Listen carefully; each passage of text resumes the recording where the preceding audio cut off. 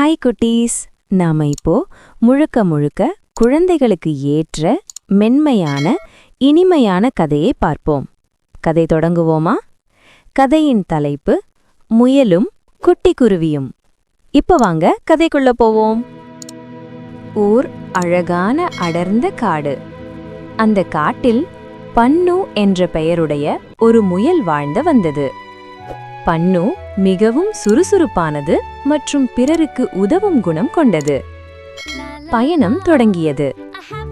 ஒரு நாள் காலை பன்னு ஒரு பெரிய ஆரஞ்சு நிற கேரட்டை தன் கையில் பிடித்துக்கொண்டு காட்டின் வழியாக மகிழ்ச்சியாக பாட்டு பாடிக்கொண்டு நடந்து சென்றது.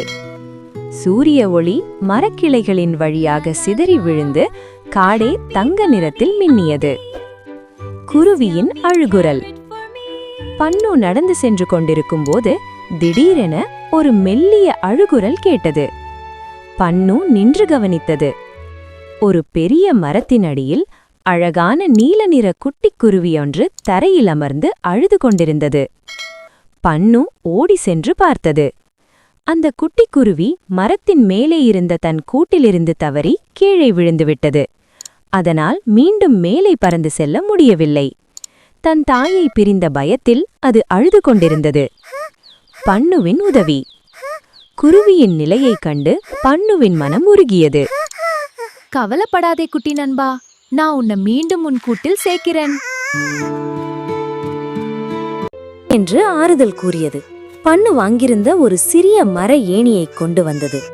கேரட்டை ஒரு பக்கம் வைத்துவிட்டு மிக ஜாக்கிரதையாக அந்த குட்டி குருவியை தன் கைகளில் ஏந்திக் கொண்டது. மெதுவாக ஏணியில் ஏறி மரக்கிளையில் இருந்த பாதுகாப்பான கூட்டில் குருவியை சேர்த்தது. மகிழ்ச்சியான முடிவு. தன் கூடு திரும்பிய மகிழ்ச்சியில் குட்டி குருவி சிறகுகளை அசைத்து கூச்சலிட்டது. பன்னுவும் குருவியும் சேர்ந்து சிரித்தன. உதவி செய்த திருப்தியில் பன்னுவின் முகம் பிரகாசித்தது. அன்று முதல் பன்னுவும் அந்த குட்டி குருவியும் நெருங்கிய நண்பர்களாயினர். கதையின் நீதி: ஆபத்தில் இருப்பவர்களுக்கு செய்யும் சிறிய உதவியே உலகில் மிகப்பெரிய மகிழ்ச்சியை தரும்.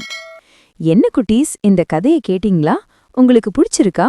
பிடிச்சிருந்தா இன்னும் இந்த மாதிரி கதை கேட்கணும்னு ஆசைப்பட்டீங்கன்னா லைக், ஷேர், சப்ஸ்கிரைப் பண்ணுங்க. நாளைக்கு என்ன கதை போடலாம்னு சொல்லுங்க. பாய்.